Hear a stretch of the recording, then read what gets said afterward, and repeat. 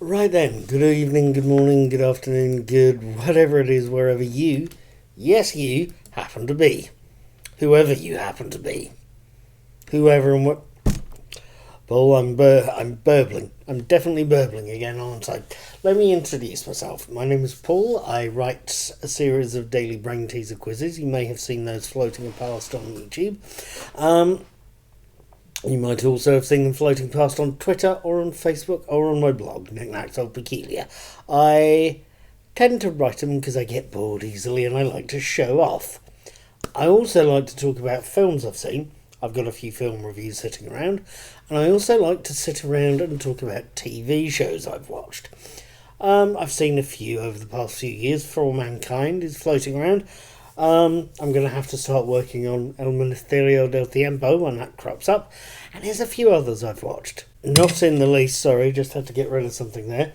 Not in the least, I've watched Doctor Who for many years, and for the past few weeks now, I've been quite happily blogging about it and quite happily doing video versions of the reviews. The Time Travelling Alien is quite popular and has been on for years and has been on tonight. It's Sunday the 16th of February, and tonight's episode of Doctor Who, the 8th episode of Series 12, was called The Haunting of Villa Diodati. Right, here's a quick Sunday night summary of what I thought of The Haunting of Villa Diodati. The episode opens in 1816 on a dark and stormy night in a villa, the Villa Diodati, on Lake Geneva in Switzerland. The eponymous villa shows us its guests: Lord Byron, played by Jacob Collins-Levi, Dr. Polidori, Maxim Baldry from Years and Years, Claire Clement, Nadia Parks, and the soon-to-be Mrs. Shelley, Mary Wollstonecraft Godwin, played by Lily Miller. This is on the very night that prompted Mary to eventually write what became Frankenstein, or a modern Prometheus, and what caused Dr. Polidori to pen The Vampire. The storm outside is obviously rather inspirational, and it's also getting worse. The foursome are slowly getting tipsy.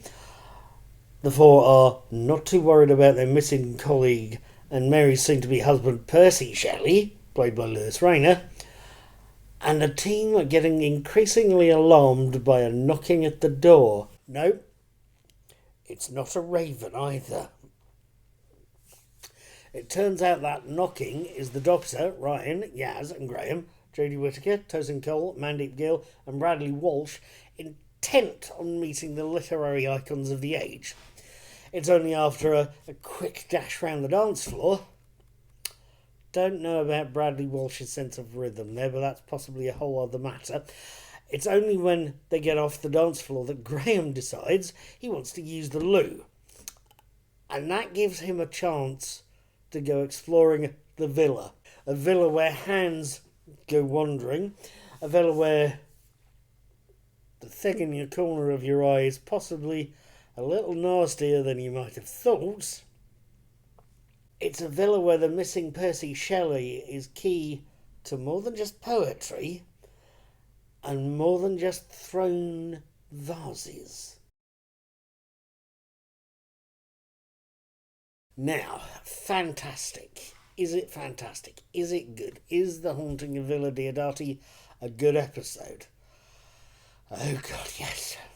Oh dear me, yes, it is. It is fantastic. For a start, we've got a meaty group of one-off characters. We've got Mary Shelley, Percy Shelley, Lord Byron, Dr. Polidori. I think a little bit of history in Doctor Who can provide some great episodes and great dialogue, and that's what they've got here. We've got a bunch of meaty characters with good solid lines to deliver. Mary's something to awaken thrilling horror line comes to mind there. And we've got a bunch of good performances from the one-off cast. Mary seems over-enthusiastic. Her sister Claire hopefully chasing around Byron. The chap playing Byron himself, I'll look up his name. It was Jacob Collins Levy. He did a great little job. Um, it's fascinating to watch. It really is. I should mention at this point the Villa's butler Fletcher, played by Stefan, and I'm going to get this wrong, Stefan Benarchik, got me thinking of Willikins, Sam Vimes' butler in the Discworld series of novels by Terry Pratchett. If you've read some of the later Nightwatch series, you'll know Sam Vimes, and you'll know his butler has got a tendency of being able to polish the crockery and organise the household and disembowel people with a sharpened penny sewn into his cap. Fletcher is that kind of butler. Got a few tricks to him. Then there's the villa itself. It's endlessly being rearranged in ways we've sort of seen before. If you've seen The Haunts of Nyman, the old Tom Baker episode, or Peter Davison's Castrovalva, you'll find that recursive interior. You'll find that very familiar. It's actually familiar and very well done as well. It's actually quite new to see the characters sort of going out of one entrance and then suddenly coming back in the same entrance. It's done on the cheap, maybe, but again, you can see where it's going, and it's better than the original series takes on it. It's far better executed. Then there's the central thread of the episode, the central villain of the piece, the one we were warned about by Captain Jack himself. It's that lone Cyberman, played by... I'll dig up the name later and add it in on the subtitles. The lone Cyberman is... It's grim. It's a half-completed Cyberman that's taken a time jump, a time hop. The implications of that could be interesting later on. But it's a half-completed Cyberman who's been half-finished. He's half Cyberman, part human still. The mask hasn't been finished off, leaving you looking at a human face behind the mask. He's looking for a piece of missing cyber technology called the Cyberium. It's a control mechanism that logs everything Cybermen do. It's got a large cyber database. It's got a control mechanism capable of taking people over. And very specifically in this case, taking over Percy Bysshe Shelley himself. That lone Cyberman, that grim-looking take on the thing, it's beautiful and terrifying as well. You can see the teeth struck me. There's a sort of got... They put, I don't know what you call it, but they put makeup on the teeth to make it look like they're silver-rimmed. It adds to the scariness of this particular Cyberman. It's not robotically blank as many of the Cybermen traditionally have been presented. You can see emotion there. You can see hatred, anger, viciousness, pettiness. It's beautifully played by the actor concerned there.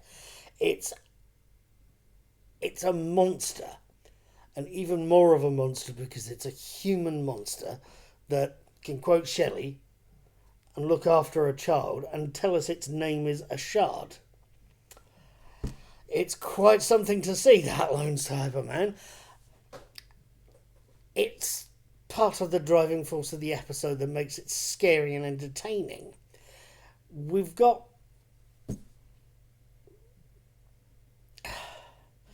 added to the one-off casts, beautifully done and put together there. We've got the main cast's performances. For most of the Series 12, for most of the 12th series, Mandeep Gill as Yaz has been carrying more weight inside of each story, and she's put in her fair share tonight.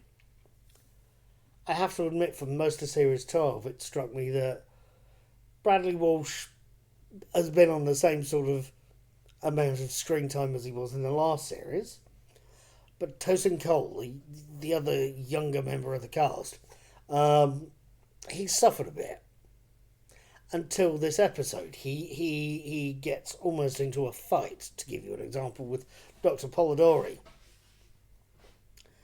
And he's this episode has done him well. I think he's come off the better for it.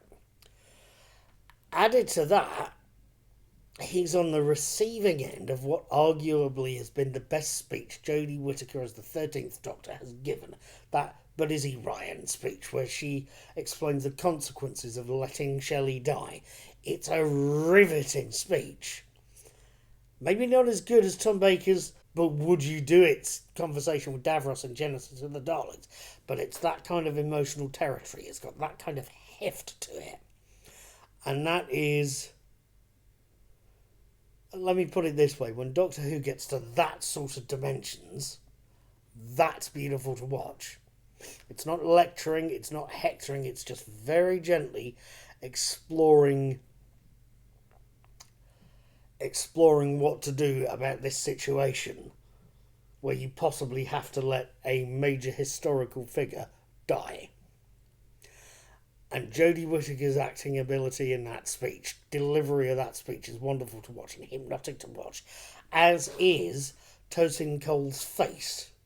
He's a talented young man, Tosin Cole, and he just does Ryan's reactions with his face. It's beautiful to watch. I am very aware right at the moment of a lot of things. I am aware many complained about the too politically correct tone of Series 11 and of some episodes of Series 12. I'm aware some complained about last week's cancer scene in Can You Hear Me? Although I know one or two people I've spoken to have said they felt just as awkward as the Doctor did when Assaulted Friends had told them they'd received a diagnosis. So I can see both ends of it. I'm very aware, I think, that in my opinion, those who complained last week and about earlier episodes won't have anything to complain about in this episode. I think it's possibly one of the best new Doctor Who episodes made, if not one of the best Doctor Who episodes made. It's watchable, it's riveting, it's terrifying, it introduces us to historical figures and tells us an entertaining little story as well. It's Doctor Who, and I'm not going to insult the episode by telling you it's like this or that era. It's new Doctor Who, it's Doctor Who, and it's Doctor Who at its finest. It is The Haunting of Villa Diodati is utterly bloody fantastic. Thank you for watching this video. I hope you'd like to share it. I hope you'd like to leave a comment. Please feel free to hit like. It does me a favour. And it lets me know who's watching. Have a good evening. Thank you for watching. Take care of yourself.